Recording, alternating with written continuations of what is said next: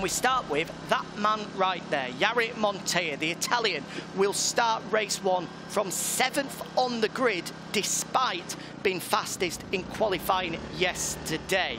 The Italian ended up 0.3 of a second clear of Nicky Tully. However, in qualifying 1, of course, just like the European Talent Cup, they had 2 sessions. He was adjudged to have been slow in 5 sectors across the session, dawdling on the racing line, and as a result was handed a 6th place grid penalty. So for race 1, instead of pole position, he will start from 7th, and as a result, this man, the Finn Nicky Tully, moves from 2nd to pole position, and he will start a European Moto2 from the front of the grid for the first time in his career. Yeah, first ever pole sitter in the Moto E World Cup last year, Nicky Tully. So he's looking to back that up now with the first victory of 2020 from pole position in the European Moto2 Championship. Hard work ahead of him, and the big question, I suppose, will be how long it takes Montella to make his way through the field, because he and Tully have been the 2 riders to beat so far. Alessandro Zacconi then qualified 3rd, starts 2nd by virtue of the penalty to his compatriot. Now, he does have a victory. He's the highest ranked rider from last season back in the championship for 2020, so he'll be one of the riders expecting to compete for the title. And he does have a victory to his name, that 1 victory here at Estoril. He won race 2 here 1 year ago. In slightly different conditions, I'll just throw in there. He has a couple of podium finishes in the sunshine as well at Albacete, 2nd there and 3rd in Jerez.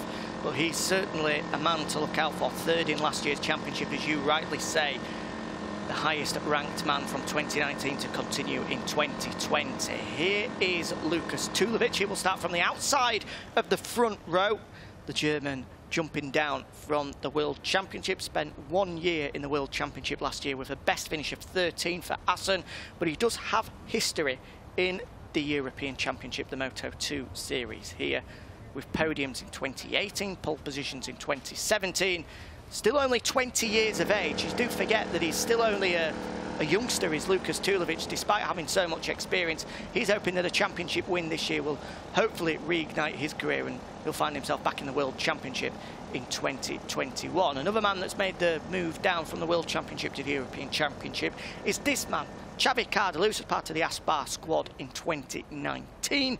The Andorran, 22 years of age, unable to pick up a point last year in the World Championship. 32 Grand Prix to his name, has plenty of experience at that level, but now moves back down into the European Championship, a place he also has podium finishes to his name, with 2nd places at Albacete coming in 2018. Yeah, a new name to many viewers, and a particularly difficult name to pronounce, but we'll give it a go. Piotr Bishikirsky, the Pole, who starts in 5th position on the 74. Now, here's a rider who I think has caught many by surprise this weekend, although it is his first full season in the CV Moto2. He did race and did finish 7th in this class towards the end of 2018. It's amazing for the Pole. He didn't actually start riding a motorbike until age 13, and of course we've got many riders who are younger than that who are already racing in the European Talent Cup, so a late bloomer, the Pole, but he's certainly making up for lost time now. Yeah, still only 18 years of age as well, so only has 5 years of experience riding on a bike, and already is able to jump onto the 2nd row of the European Moto2 grid. He's got plenty of talent, does the Pole. Well, talking of talent, for me, this is the performance of the day yesterday. Fermin Aldeguer, 3rd place in last year's European Talent Cup. Everybody thought he would make the way through to the Junior World Championship, but he hasn't. He's made his way through to European Moto2 Championship, but as part of the Superstock 600 category. He becomes the first man on a Superstock 600 bike to start a race from row 2 of the grid since Ivo Lopez, right here at Estoril 2 years ago. It's unheard of, pretty much, for a Superstock 600 machine to be battling at the front, but Aldeguer put in a super lap yesterday to be able to find himself on row 2 of the grid. Just 15 years of age, Aldeguer, and yeah, he was the big surprise to us when we looked at the qualifying timings yesterday to find himself so high up. No one was higher than this man, the would-be pole man, Jari Montella, who, as we've already mentioned, has copped a 6th place grid penalty for slow sectors over the weekend. It's an offence the race direction do take very, very seriously, and Montella has fallen foul of that, which means that he starts 7th for this race, but he will be on pole later on when we get to race 2. Of course, Nicky Tooley, as a result, will start from pole position. As we rightly said, this is his first race back since that horrible leg break at Misano during the Moto2 World Cup. He's obviously had plenty of time to recover. That incident just under 12 months ago, so there shouldn't be any problems with fitness. Talking of the Moto2 World Cup, there's another man that will be competing in the 2020 Championship that, of course, gets underway in just over a week's time at Jerez. Alejandro Medina, riding for the Aspar squad in Moto2, part of the Apex Cardoso racing concern here in the European Moto2 Championship. Starts from 8th on the grid on his return to this Moto2 series. And it's easy to forget he has raced already this year, albeit behind a console. He finished 4th in the MotoGP, or the Moto2 virtual race of Misano. Yeah, did a pretty good job, actually. If memory serves right, he was going to finish on the podium, but got T-boned by Mateo Rato on the final lap. Hopefully we don't see any of that happening in this race. The final place on the 3rd row of the grid goes to Adam Noridin. I'm sure a name that many people will be familiar with. Plenty of experience in the Moto3 and the Moto2 World Championship. Actually jumped up and pretty much did half of last year's Moto2 World Championship whilst replacing the injured Kyril Idam-Pawi. Now will start a full year in the European Moto2 Championship, hoping to try and fight for the championship. Looking now at Tejada, who completes the top 10 on the grid, starts at the front of the 4th row. This is his first full season in the CV Moto2 class, although he has ridden a few appearances before. Had a best of 12th last year at Jerez when he appeared last year. He's already looking on course to better that this year. He looks like he's made a bit of progress with an extra bit of experience. Mateo Rato in 11th, the Italian, another name to keep out for. He is on the number 13, age 15, another of the youngsters that's moved up this year.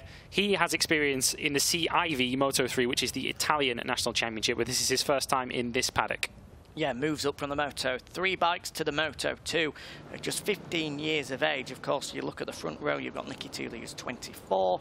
You've got Alessandro Zacconi, who's 21 years of age. You've got Lucas Tulovic, who's 20. There's a big age difference between those guys. He's one of the real youngsters, in fact, the youngest on the grid, tied with Fermin Aldeguer, who's also 15. So plenty of years in front of those guys will be valuable experience for them in the future. And we just caught a glimpse there. The final man on row 4 of the grid, another of the Japanese riders, the second of our Japanese competitors, Takeshi Ishizuka, back for another year in the European Moto2 Championship after fighting it out in 2019 as well, for the best finish of 11th for Albacete, a man that has passed at the Suzuka A-Tower, won the Stock 1000 Suzuka A-Tower in 2018. So here we go then, the starting grid for our first FIM-CV Repsol Moto2 European Championship race of 2020. It's Nicky Tooley that starts on pole position ahead of Alessandro Zacconi and Lucas Tulovic. Row 2 of the grid, Xavi Cardeluz, Piotr Bishikirsky and Fermin Aldeguer in the Stock 600 bike.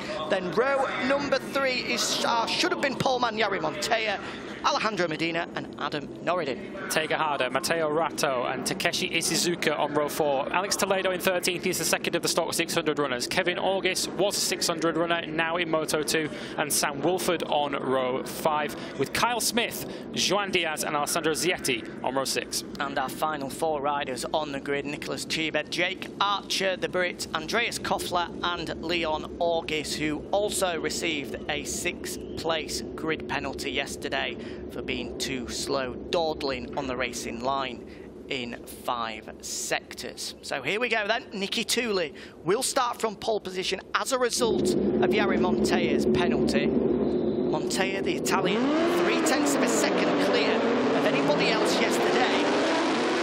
And of course, in our earlier race, the European Talent Cup race, David Alonso qualified half a second clear, was able to break clear and win the race with quite a bit of comfort. But it looks as though, as a result of that penalty, it's going to be anything but easy for the number 55, who, remember, is looking to banish the memories of 12 months ago when, with just 3 laps to go, with an advantage of over 5 seconds, he threw it up the road and denied himself of a first ever European Moto2 race win, something that it hasn't been able to achieve since. I think that's the big question going into this race, Jack, is how quickly Montoya can make his way through into second place, assuming, of course, that it's a big assumption that Tooley is leading. Because these two have definitely had the advantage on the other riders so far this weekend. Alessandro Zacconi was the only rider in qualifying, with the exception of Tooley, he was within a second of the poleman Montoya.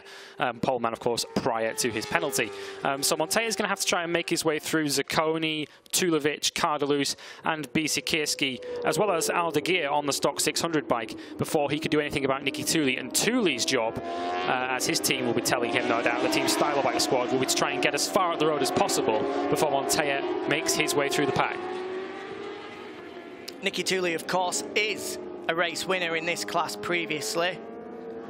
In fact, coincidentally, he was the man that took benefit of Jari Montoya's crash in the closing stages of last year's season opener. He went on to take the win there as well. As we mentioned, first race back since that leg break. It's been a long, long absence for all of these riders, but nobody more so than the Finn. Hasn't raced competitively since September in 2019. He unfortunately broke his leg during a Moto E race at the Misano World Circuit, Marco Simoncelli, but at long last he is back on the grid. We'll be fighting for the Moto E World Cup in 2020 as well, but all focus, all eyes at the moment for the cool, calm and collected Finn is the European Moto2 Championship. He was one of the only men that was able to take it to Edgar Pons last year. Can he go a couple better this year and finally wrap up the championship that has eluded him for a couple of years now? Or can that man, Lukas Tulovic, making the jump down from the World Championship, reignite his career, find himself back on the world scene in 2021 and start life with victory here? The green flag waves. The European Moto2 Championship in 2020 is go, and it's a good start from Tooley, but it's a better start for the man to the right of him, Alessandro Zacconi. The Italian got a great drive from second on the grid, and he's going to take the whole shot into turn one surely. Here comes Piotr Bishikirsky on the second row. He moves through into second. What a super start from the pole. Meanwhile, who's that that's gone? Montoya going straight on. He didn't get a great start at all, Jack, and then he really got it unsettled under braking for turn one, went right around the outside. So any hope of Montoya making any progress has gone straight out the window. Well, it was going to be a tough job starting from seventh place. He's just made it even harder now. He looks to be outside of the top 10, does the man that should have started from pole position. Meanwhile, Nicky Tooley, the man that did start from pole position, despite going a little bit backwards off the line, has got ahead of his teammate Bishikirsky and is up there to third place behind the big number 3 of Lukas Tulovic. Yeah, Zacconi out front at the moment then, so this is really throwing the cat amongst the pigeons. This wasn't the race we were expecting early on, although Tooley's already trying to make progress up the inside now of Tulovic. But yeah, we weren't expecting this kind of race. Tooley down to third, and just to confirm, Montoya was 11th. He's already picked off Xavi Cardelus, another rider who's gone backwards off the line to move into the top 10. Cardelus has dropped all the way down to 11th himself, having started on the second row of the grid in fourth, should I say, once Montoya took his penalty. But yeah, a number of riders much further down the grid than we were expecting. Aldeguer is another one who's dropped back. He's gone down from 6th to 10th. I think that's less surprising for the Superstock 600 man. He's, especially in a pack now, he's just starting to see the disadvantage of the Moto2 versus the Superstock 600 machine. Incidentally, those of your, I was going to say eagle-eyed viewers, but instead it's those that have got good hearing will be able to hear that these Moto2 machines don't have the grunt of the Triumph 765 that the World Championship guys now ride. This, of course, all running under the Honda CBR 600 engines that we're seeing in Moto2 from 2018. The move to the Triumph engines hopefully will be done in 2021, but in the meanwhile they're all on the 600 Honda machines. And Tooley's hit the front. He got the double slipstream down the main straight there, did Tooley, to go past both Zacconi and Tulovic. So this is exactly what Nicky Tooley wanted, especially with Montoya down in the field, although he has already climbed his way up to 6th place as the Italian. So he's making great progress just from that lowly position at the end of turn 1 at least. But yeah, Tuli hits the front. Zacconi and Tulovic will look to go with him. Medina is also on the back of this group, and the big gainer off the line, you can see he's just been passed by Montoya for 5th place, but Tega Harder, who started down in 10th, had gained 5 places. It's now 4, of course, with Montoya now at the front of that second group. Well, we've got a leading group of 4 at the moment, Lewis. It looks as though it's going to be a matter of when, not if, that becomes a leading group of 5. I think we're going to have a 10-wheeler very,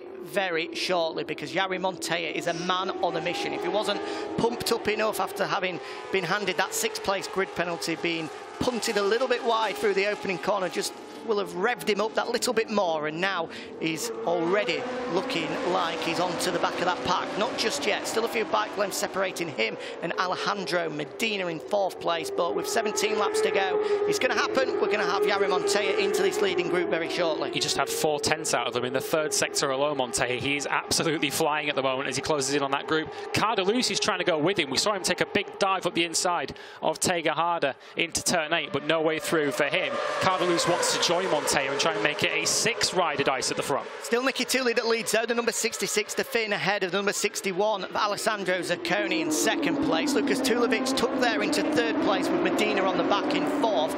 No surprise, so that's the fastest lap of the race by Jari Montoya as he comes across the line at 1:41.938. He was 0.6 of a second quicker than your race leader, Nicky Tuli. That would have put him on the 2nd row of the grid, that Jari Montoya. That is very, very quick in race conditions for the Italian. As you mentioned, 6 tenths quicker than Tuli.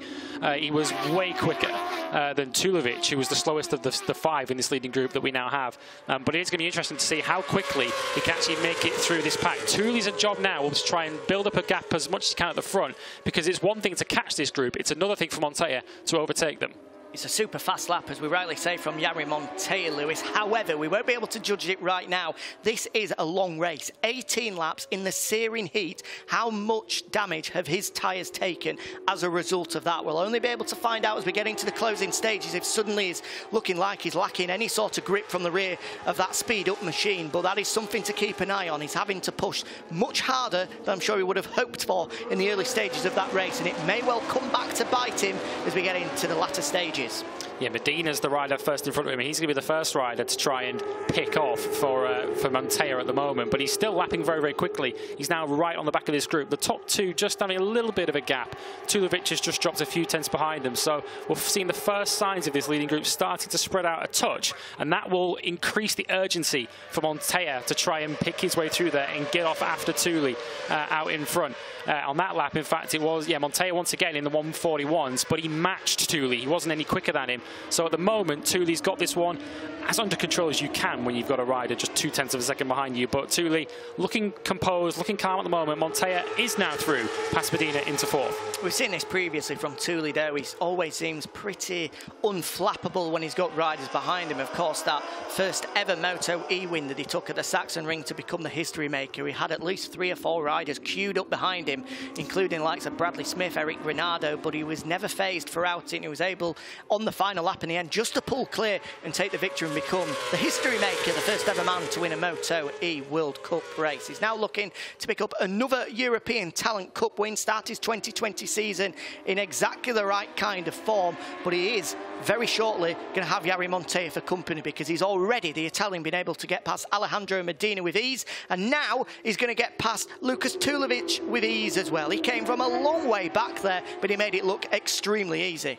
Yeah, nice and smooth as well. As you mentioned, we don't want, Montoya won't want to ruin his tyres too early in the race. So with too many sideways moments and leery moments on the brakes, that's what will do the damage. So a very clean move, very smooth move for Montoya up into 3rd place. One rider now between himself and the leader. That, of course, is Zacconi on the 61 in 2nd place. And Montoya will be very, very pleased to know that he's made this progress early on, particularly after that disastrous first corner where he dropped all the way out of the top 10 without letting Tuli get far up the road. We did point it before the race. How quickly could Montoya make his way through with Tuli out front? Well, as we've seen, he's made his way up into 3rd place within 4 laps, and Tuli is only 5 tenths of a second ahead of him. Well, the answer to that question, Lewis, is pretty easy. Yeah. He's not struggling at the moment, is the Italian, whatsoever. Meanwhile, there's a faller here at turn 6. It's an incident. Smith and Diaz, the former World Supersport race winner Carl Smith, two-time winner in Qatar, and Joan Diaz, one of the riders to have moved up this year, or moved into the Superstock 600 race. He won the Superstock 600 first race here last year. Unfortunately, though, he won't be repeating that in 2020. It looks like there's been a coming together between the pair of them. Hopefully both riders are okay. We just saw Joan Diaz, the man that was just receiving some medical attention in the gravel trap. That's a part of the circuit that these guys are coming up to right now, turn number 6.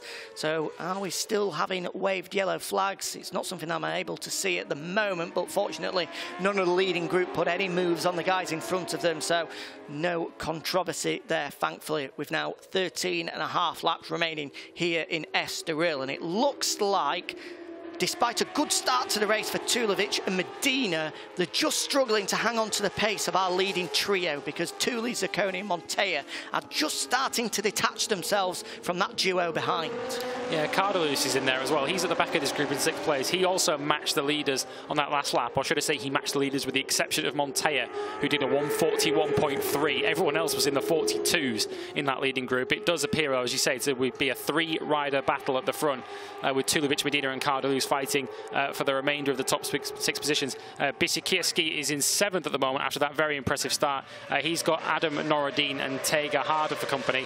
Fermin Aldeguia remains the top Superstock 600 runner. He's 10th overall in the race, and he's some 5 seconds clear of Alex Toledo, who is the next rider in that category. Well, if Aldeguia can hold on to a top 10 finish, it's a sensational result. Meanwhile, that looks as though it's another Moto2 bike. That's not a stock 600 machine that's gone down. Unable to see who it is at the moment. The number 88, is it? Yeah, Alessandro Zacconi, the Italian, that's gone down. Not sure where that is. Is it possibly at turn 6? Looks as though it's the uphill rise of turn 6, possibly. We're able to see here. No, it's not. It's the last corner. It looks like he's lost it. They lost the rear as he comes through the last corner. And yeah, that's an unfortunate end to Alessandro Zetti's race. He had not had the greatest weekend so far. He qualified down in 18th position, and unfortunately, he's not been able to convert that into some points this afternoon. Change for 2nd place. Jari Montoya ahead of his compatriot Alessandro Zacconi, now into 2nd. I did think when he got up to this leading duo, he might just back off ever so slightly and go into tyre conservation mode. But as you can see right there, that is not what he's done whatsoever. In fact, he's continued to lap quicker than anybody else out on track. He's just put in another fastest lap of the race. This time only a 10th of a second quicker than Nicky Tuli, however, with the Finn also up in his pace. But Montoya is a man on a mission at the moment. He's got past Zacconi, and now the only man left in his sights is the race leader, Nicky Tuli. It's going to be interesting to see if Montoya's approach changes now. Now that he's made it up to 2nd place, he's got 13 laps to go now, so he doesn't have to rush this. If he feels he's got the pace to go once he's past Tuli, assuming he does at some stage, then he might well attack early and then try and pull away. But if he has taken a little bit of life out of his tyres early on, this might be the moment for Montoya just to take stock, sit behind the Finn out front, because these two do appear to have the pace to break away from Zacconi. He's just put in another fastest lap of the race once again, going a 10 further quicker, a 41.216. Incidentally, his fastest lap in qualifying yesterday was a 40.6, so he's just over half a second shy of what he was able to do in qualifying, just proving the pace that he's putting in at the moment. But as you rightly say, Lewis, that's going to be the interesting thing now. There's still a long way to go in this race. Does he feel he has the pace to pass Tuli and go, or is he just going to sit there and bide his time and wait for the perfect moment, the opportune moment to take the lead? Tuli did respond on that last lap, incidentally. He did a 141.4 on that last lap, which was only a couple of tenths slower than Montoya behind him. You do wonder whether Tuli did get a pit ball telling him that Montoya was behind him, and perhaps he's responded and upped the pace a little bit. But they are now breaking clear of Zacconi in 3rd place. Tulovic is a 2nd and change behind Zacconi in 3rd, so he looks like he's going to have to make do at the moment for 4th, unless he can come on strong later in the race, with Medina behind him. Xavi Cardalus continues to hold on to 6th, although he's now starting to come under a little bit of pressure from Bishikirsky. Cardalus had a pretty poor lap that last time around. He was in the mid-143s. Into the final sector here. We're into turn number 11. They'll then flick right into turn 13. Sorry, that was turn 12 previous. Now turn 13, the final corner, the long, the never-ending sweeping right-hander that leads them out onto the start-finish straight. And Tuli looks as though he got a good drive out of there. He's able to pull a bike length over Montoya. He's across the line now, 11 laps remaining. The rider to your right-hand side there, that's Alessandro Zacconi, the Italian that crashed. So he is a back marker that hopefully will get out of the way. Yes, he does. pulls out of harm's way and allows the leaders to race through. And incidentally, I did think that Zacconi was just going to tail off the back of these two guys at the front, but he's sticking in there at the moment. He's less than a second off the rear wheel of Jari Montoya, the compatriot ahead of him. So he's not doing a bad job so far as Zacconi. He's hanging in there, trying with dear life to stick with both Tooley and Montoya. And he'll be keeping a close eye on this battle for any fireworks at the front between Montoya and Tooley, who, as we've mentioned, are the two riders who we expected to be competing for this victory here this afternoon. Zacconi wants to make sure that he's in position to pounce, and he's got a nice little gap over Tulovic in fourth position. 2.6 seconds Tulovic is off the lead, and 1.6 off Zacconi in third. So at the moment, Zacconi's just in that nice little position where he can keep an eye on the two in front of him, try and pace himself against this leading two, and try and be in position to pick up any crumbs should the two ahead of him get involved in a battle with each other and make a mistake somewhere. And if European Moto2 action over previous years is anything to go by, I think there may well be some crumbs falling off of the plate in these next 10.5 laps. We can't discount, of course, Lucas Tulovic or Alejandro Medina there as well, both of them inside the top 5, unable to run the pace of the race leader at the moment. But as we get into the latter stages, they may well have just been playing a waiting game, waiting for the tyres to come to them before they then attack in the closing stages. Yeah, we're looking at Alejandro Medina now in 5th position. He's another rider who's in a bit of a lonely spot at the moment. He's got 1.8 seconds over Xavi Cardlus, who looks to have regrouped after that poor lap he had a few moments ago. He's back into the low 1:42s again on this last lap. So Cardlus is just holding station in 6th. Bishikirsky is still closing on him. He's having a good race, by the way. He's the only other rider, in fact, the only rider along with Montoya in the 141s that last time around. So Bishikirsky, the pole, one of the riders who's really catching us up by surprise and having a very, very strong race. He could be on Cardlus's case very shortly. Well, to answer our query that I had a couple of laps ago of what Jari Montoya, what sort of tactics he would start to put in place in the fight for this race lead, it looks as though as Nicky Tooley runs wide, does he? I thought there was an opportunity. Does on the like that line, Tooley. We've seen him a couple of times in this race take that very wide sweeping line for a late apex into that right-hander. So that might just be a conscious decision from Tooley to take that line as he gets a little bit sideways again into turn 6. He's wide again, Tooley, but again, I think he just prefers that line at the moment. But it is giving plenty of encouragement for Montoya behind him. As we were saying, the tactics that Montoya is starting to implement, his lapse times have started to slow up, 0.7 of a second slower last time around than his fastest lap of the race. So it looks as though he's happy to just sit in behind Nicky Tooley for the moment and allow the laps to tick away, allow him to take a good look at the Finn. He's, well, you would have to say his closest title rival in 2020, if qualifying and our very small sample size is anything to go by. Try and get a good look at him, find out where he's fast, where he's slow, and where his best passing opportunity is going to be. Yeah, we're just coming up to completing half distance now in this race as they come out of the final corner to start lap 10.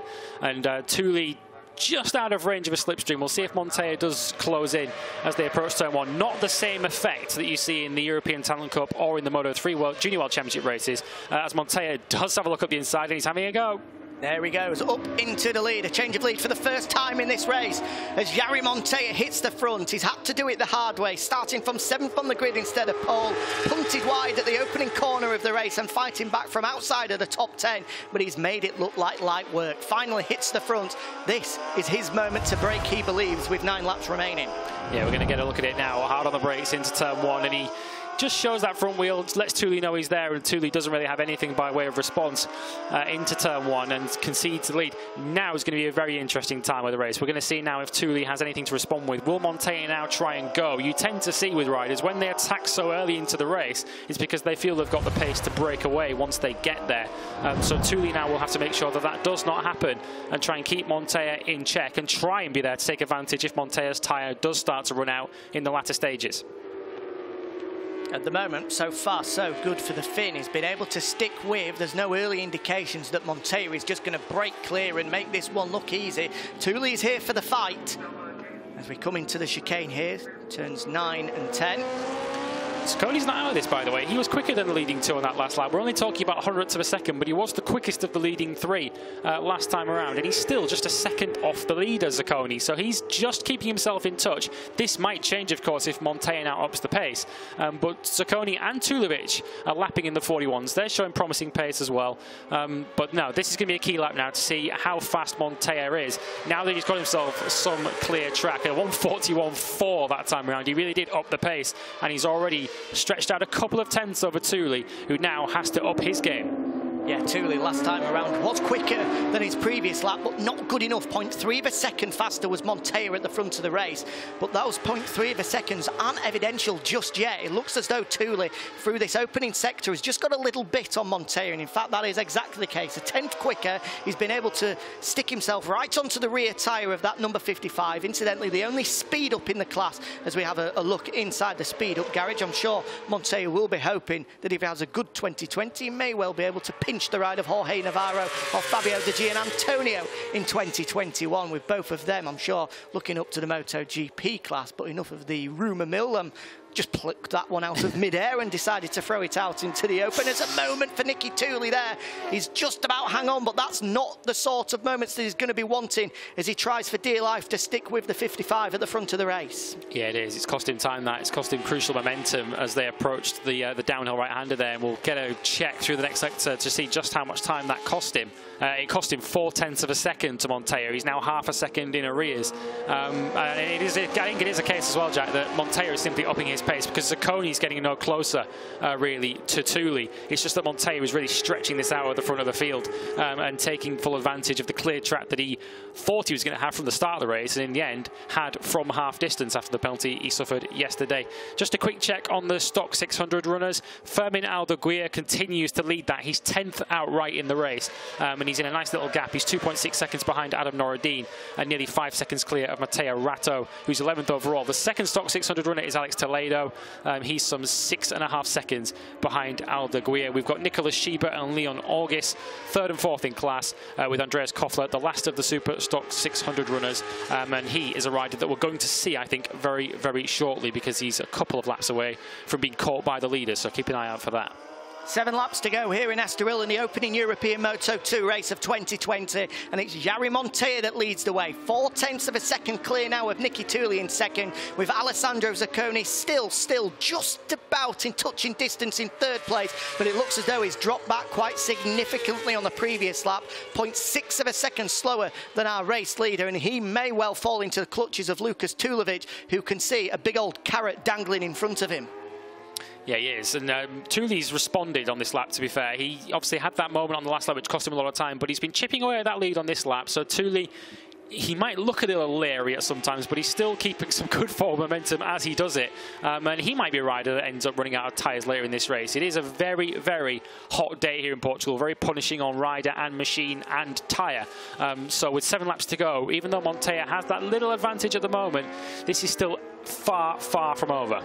Meanwhile, here's the battle for 6th place, with Xavi Cardeluz coming under all sorts of pressure from Piotr Bishikirsky. Cardeluz, of course, with Team Stylo bike, as is Bishikirsky as well. Both of them in the matte grey colours that look absolutely superb, if I can say. But it looks as though the former World Championship man is going to have to give way to the pull, because he's been chipping away lap after lap.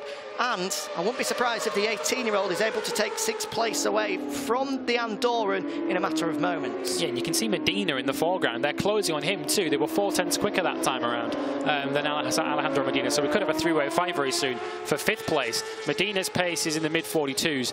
Bishikirsky was actually in the 41s again that time around. He's showing really promising pace in this race on his European Moto2 debut. A rider that, again, we didn't know an awful lot about this time, by the time this race started, but we're knowing an awful lot about him now, and everything we're seeing is promising. Yeah, I actually did a couple of races in the European Championship last year. Didn't do a full season. A best finish of 8th place at Albacete. So by far and away, this is the best performance we've seen from him by a considerable margin. Back at the front though, and it's still Montella that leads the way. However, last time around, fastest man on track was a man in second place, Nicky Tulli. He has responded to the Italian's pace and looks to be on course to set another fastest lap this time around, with now 5.5 laps remaining. Any thoughts that Montella was going to jump to the front and pull clear have been thrown out of the window. Nicky Tulli is well up for this one. Yeah, and any thoughts that Zacconi had of getting involved in this leading group have well and truly evaporated now. He's over 3 seconds down on the leader and actually starting to come under a little bit of pressure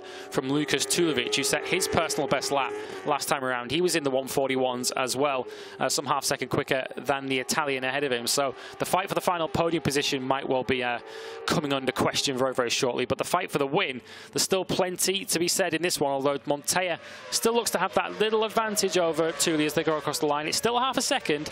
Montella was actually 0.2 quicker that time around, but Tulli's just keeping him in touch and just keeping himself in position to take any advantage of any late problems for the Italian. The big issue for Nicky Tulli here at the moment is that gap has been hovering around half a second for a handful of laps now, and that is nowhere near close enough for him to try and make a move on Montella. He needs to be at least a 10th behind Montella before he can even think about trying to mount a fight for the lead on the final laps of the race. At the moment, 0.6 of a second is Montella's advantage, which is definitely falls into the category of comfort buffer. Yeah, it is. He's out of slipstream range, isn't he, of Nicky Tulli, and it's gone up a little bit more in the first set, just now up to 0.6 of a second. We asked the question if Montella, by overtaking so early, thought he could go and break away from Tulli. He hasn't done that, but he certainly has this one under control at the moment out the front, although, to be fair, we did say this about Montella a year ago as he led this race, albeit in very, very different conditions. So he's looking strong at the moment. He's backing up that pace that we saw right the way through free practice. He's been very, very strong indeed. And in fact, it's Tulli who's the one rider who's crashed so far this weekend. So there's no question at the moment of Montella buckling. Here's the number 61 of Alessandro Zacconi. At the moment, still managing to hold firm in the fight for third place, but you will have seen the number 3 of Lukas Tulovic in the background. It looks pretty ominous for the Italian at the moment. We've just got 5 laps remaining here in Estoril. Can he hold off the charging German behind him? Just 20 years of age, Lukas Tulovic now has some World Championship experience to his name as well. I'm sure he would have hoped to have had another year at the World Championship after making his debut at such a young age last year, but unfortunately the Kiefer Racing squad unable to hold on to a ride in the Moto2 World Championship. He's had to move down to the European Championship to hopefully fight for victories and the championship here and prove himself as a worthy part of that World Championship series. Meanwhile, a change for 6th place, that is. Alejandro Medina still holding 5th, but he's very shortly going to have a little bit of company with Piotr Bishikirsky. Already got the better of his teammate Xavi Cardalus behind, and he's been able to gap him quite easily as well. It looks as though Bishikirsky is the man that's moving forward, and Medina and Cardalus are the men that are possibly going to drop backwards at the moment with 4 laps to go. A super performance this from Bishikirsky, just 18 years of age, and as you rightly said, Lewis, he's only been riding bikes for 5 years and already is challenging for a top 5 in the European Moto2 Championship. Yeah, he squeezed an awful lot into a very short space of time as Bishikirsky, because he did actually ride in the Endurance World Championship last year too. Just ran a little bit wide there just as we were talking about him. We're singing his praises and he makes a mistake. So we'll stop right there before he goes any further. 6th place at the moment. Good ride. Let's see where he ends up. Back at the front though, Jari Montella now 1.1 seconds clear. Whilst we've been focusing on this battle for 5th, 6th and 7th, it looks as though the Finn may well have made a mistake because Jari Montella has made his break for victory here in Estoril. 0.4 of a second quicker than Nicky Tulli last time around. Those two are already across the line, and Montella now over a second clear with just 4 laps remaining. It looks as though it's going to be his race to lose with now 3 laps remaining. They hadn't crossed the line, but now they have. 3 laps to go here in Estoril. It's Montella that leads quite comfortably now from Tulli. And he's holding that pace in the mid-141s as well. There's no sign of any drop-off for Montella. He's keeping it very much under control at the moment with 3 laps to go. He might not look it necessarily, but he's very much in his mind and on track under control. The lead, as you mentioned, 1.2 seconds And that is a comfort zone now for Montoya. He's now got that buffer of being able to make a slight mistake and not come under pressure from Thule. Thule's getting towards the stage now, I think, where he might have to just accept second place, which, as I say, wouldn't be a poor start to his season by any means. It's a long season. It might be a short season in terms of months and days, but in terms of races, there's still plenty of points still to be picked up. So Thule, I think, might well settle for the 20. Here's Fermin Aldeguer, the man that's still leading the Superstock 600 race at the moment. Of course, this is a championship inside the championship alongside the European Moto2 guys are the Superstock 600 guys. Fermin Aldeguer aboard a Yamaha R6. In fact, every single one of the Stock 600 guys are aboard Yamaha R6s this weekend. The bike to be on. Meanwhile, we might well not have a fight for victory, but we definitely do have a fight for the final podium place on our hands. Tulovic has bit by bit chipped away at Zacconi, and he's finally managed to attach himself onto the rear wheel of the Italian. Yeah, Lukas Tulovic, who was hoping, I think, of a ride in World Supersport around the end of last year. I think that's where he initially was looking to go. Of course, circumstances changed for that team, and that led him to this European Moto2 Championship. And he's making a solid start, isn't he, to his return to this class. As you mentioned, pole position and podiums in this class before. And he's looking to try and add to that at the moment. 2 podiums to his name in the European Moto2 Championship, and the number 3 is looking for podium number 3. One of those podiums coming here at Estoril as well, so he likes the circuit. In fact, that pole position, the singular pole position he's had in the European Moto2 Championship, came here at Estoril as well, so no surprise to see him contesting for the podium. But he is running out of laps. If he's going to make a move, he's going to have to do it pretty soon, because we've only got 1.5 remaining here in Portugal, with Zacconi at the moment still leading that fight for the final podium place. Meanwhile, it looks as though Nicky Thule has put up a fight himself. Jari Montoya nearly a second slower than what he's shown in this race so far last time around, and Thule has cut that gap down to 0.8 of a second. Was it a mistake, or are those tyres starting to come under some difficulties we thought they might do, Lewis? Yeah, and Thule's chipping away on this lap. It's now down to 0.7 of a second. Thule's running out of time for this. He's only got 1.5 laps to go, so he really needs to be within striking distance at the start of the final lap, because turn 1 is one of the big overtaking spots where you can make a move. Of course, it's the place where Montoya took the lead from Thule.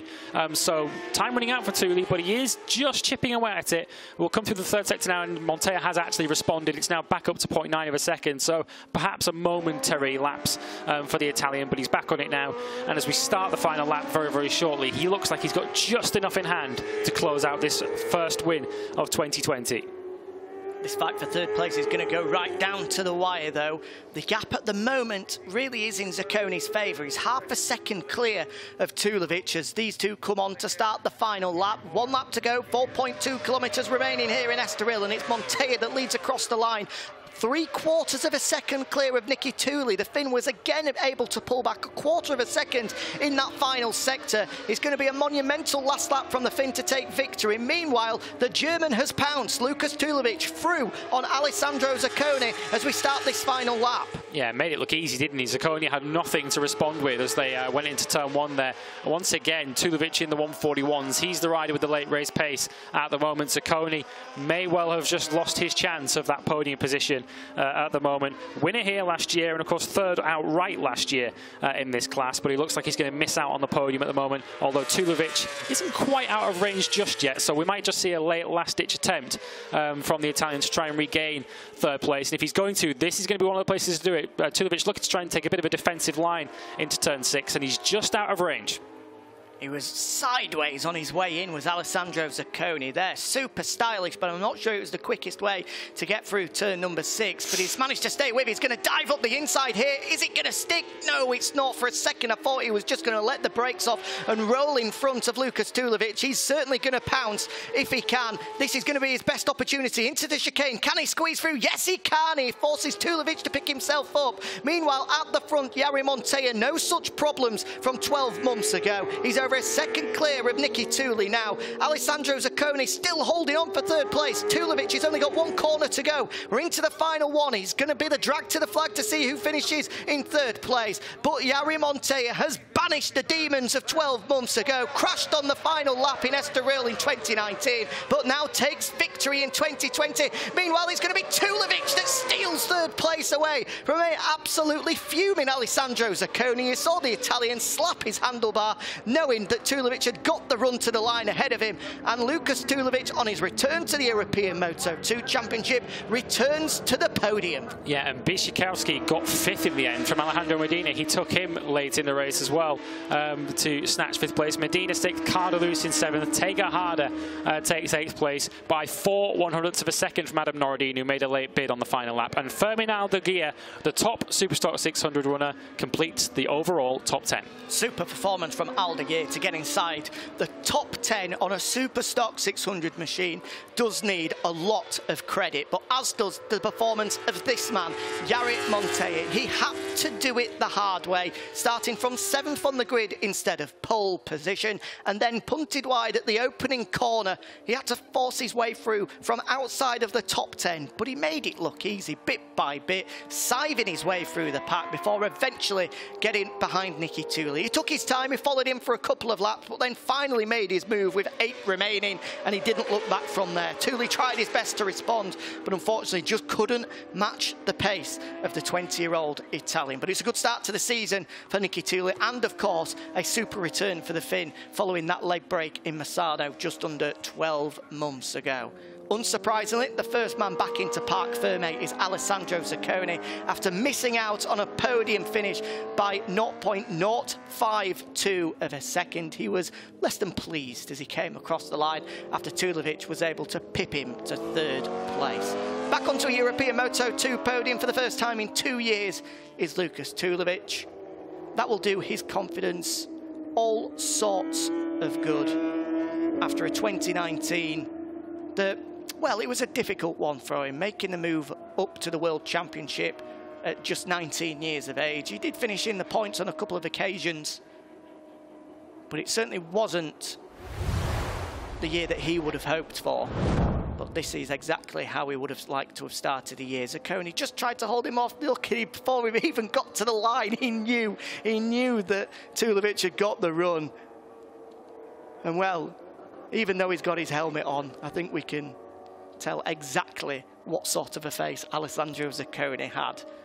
And I'm sure there was a few expletives in Italian that came out there as he slapped the handlebar as well.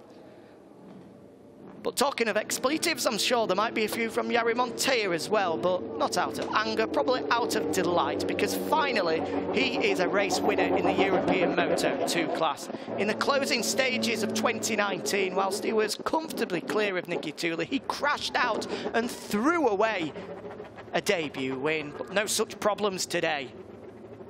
They've been put to the back of his mind, and he finally will get the chance to stand on the top step of a podium. Alongside this man, Nicky Tully, had a good year last year, balancing his Moto E exploits and the European Moto2 Championship as well. Picked up podiums in both. And this will give him a lot of confidence going into the opening round of the 2020 FAM Enel Moto E World Cup in less than, just over a week's time. Meanwhile, the shaven-headed Lucas Tulovic normally has a lovely quiff on the top of his head, but like many under lockdown, it looks as though he's got the clippers out and shaved it all off and gone for the old bald look. Doesn't look too bad, actually. And it's certainly done him the world of good as well. Possibly those couple of pounds that he shaved off by getting rid of the quiff just helped him to take podium by 0.052 of a second. Who would have known? He'd have had a quiff under that helmet, a little bit of extra weight, he might not have been able to drag Zacconi to the line. So the baldy haircut working well for Lucas Tulovic. You might have also seen that Fermin Aldeguer makes his way into Parc Fermé as well to celebrate a Stocks 600 win. It's not the first time that he's tasted success in the FIMCV Repsol Championship as well. He was able to jump onto the podium on 3 occasions last year in the European Talent Cup that helped him to 3rd place overall.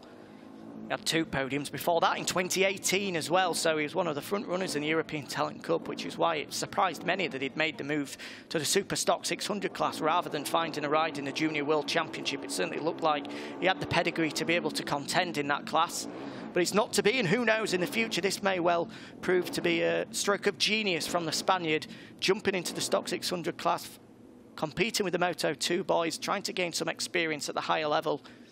And I'm sure next year the idea will be that he jumps onto a Moto2 bike to try and compete with the likes of Jari Montoya.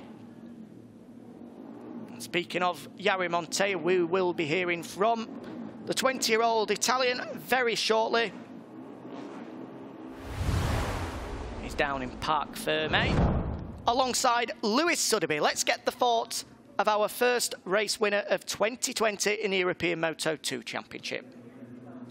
Jari Montoya, congratulations, the first win of 2020 after the grid penalty and a difficult first corner. You must be delighted with the recovery to win the first race. Yeah, I'm very happy for this result because yesterday, for my mistake, I catch a penalty, and today in race 1 I started from P7. But for this, I just thinking step by step. And nothing. I'm very happy because this pass is the all work of this weekend. And some words in Italian? Sono molto contento perché ho mantenuto un ritmo costante fino all'ultimo giro e ieri purtroppo per un errore mio ho preso una penalità, mi hanno penalizzato di 6 posizioni. Però pensavo solo di procedere giro dopo giro, sorpasso dopo sorpasso. E voglio ringraziare molto il team, tutta la gente che sta a casa, che non riesce a stare qua. E niente, adesso dopo abbiamo la seconda gara e vediamo che riusciamo a fare lì.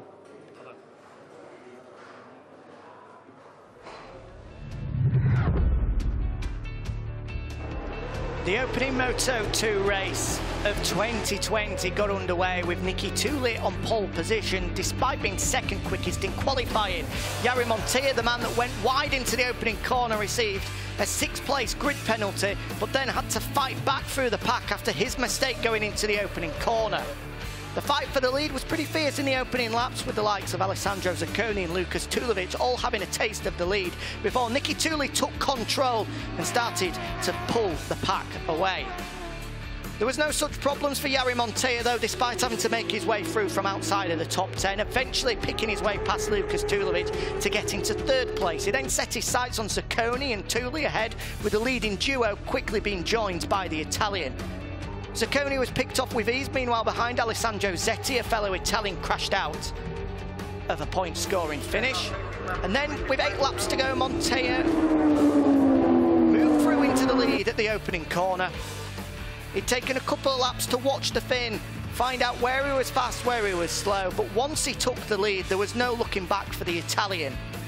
He would eventually break clear, a second clear of Nicki Tulli as he came across the line on the final lap, with Lukas Tulovic recovering to move through into 3rd place as they started the last lap, but Zacconi was having none of it and decided to fight back. He took 3rd place away, but then Tulovic got the drag to the line. Meanwhile, at the front, Montoya was able to banish the demons of 12 months ago and take his first ever win in the European Moto2 class. And here's how they finished, with Montoya over a second clear of Nicki Tulli, with Tulovic just 53 thousandths of a second clear of Zacconi in a tight fight for 3rd place. Piotr Bishikirsky has by far his best ever ride in the European Moto2 Championship, with 5th ahead of Alejandro Medina and Xavi Cardaluz, with Tiger Harder and Adam Noridin inside the top 10 in 8th and 9th. Firmin Aldeguer is the top Super Stock 600 finisher in 10th ahead of Mateo Rato, Sam Wilford the Brit, Alex Toledo, Kevin Orgish and Takeshi Ishizuka, who takes the final point of race 1 here in Estoril. Just missing out on the points for Nicholas Chiba and Jake Archer.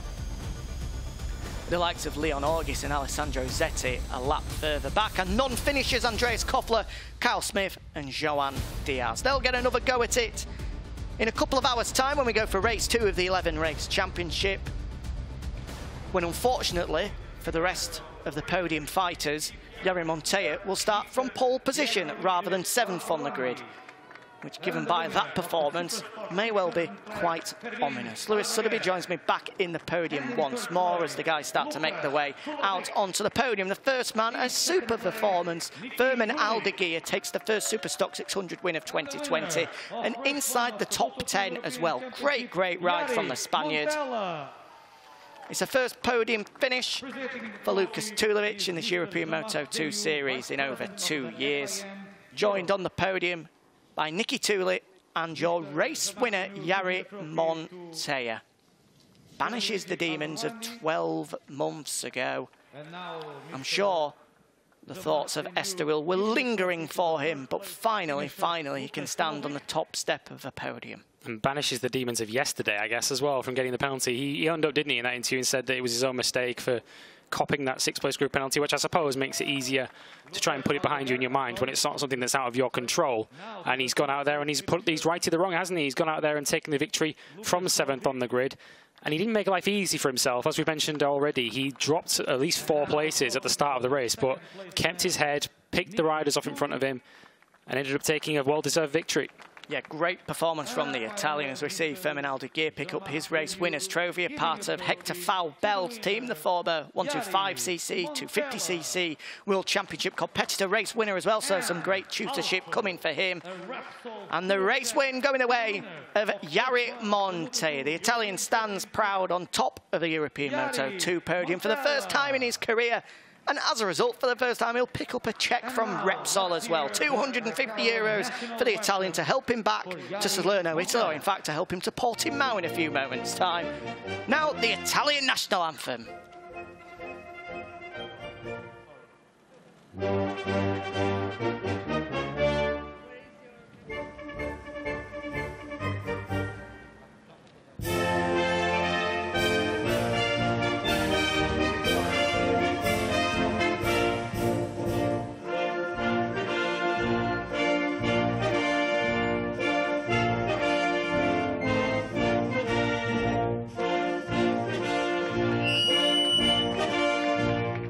Congratulations to Jari Montoya and Alessandro. Please stand at your places to take a photo. Thank you. There we go, the Italian national anthem. Cut short, it wasn't able to get the full chorus of the glorious Italian national anthem. Maybe if he does the double and picks up a winning race too, they might treat him to the full version. But he'll have to do it all over again. He'll be hoping for no such mistakes at the opening corner when we go racing in Moto2 later on. It incidentally will be our final race of the day in a couple of hours' times. And as a result, he takes an early lead in the championship. 5 points clear of Nicky Tully, with Lukas Tulovic just 9 further back in 3rd place.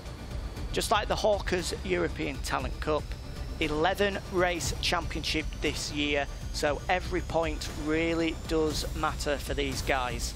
An early lead for Jari Montoya could be crucial by the time we get to the final round of the year in Valencia. In fact, makes great sense to run you through the calendar for 2020 whilst we have the chance. I'll do that in just a moment, because we need to get ready for the Junior World Championship race, the main event of the day here in Estoril. Jari Montoya takes victory in Moto2. He'll have to do it all over again in a couple of hours' time, but now our attention will switch to the Moto3 Junior World Championship. Who can take the opening honours of 2020 here in Estoril? Don't go anywhere.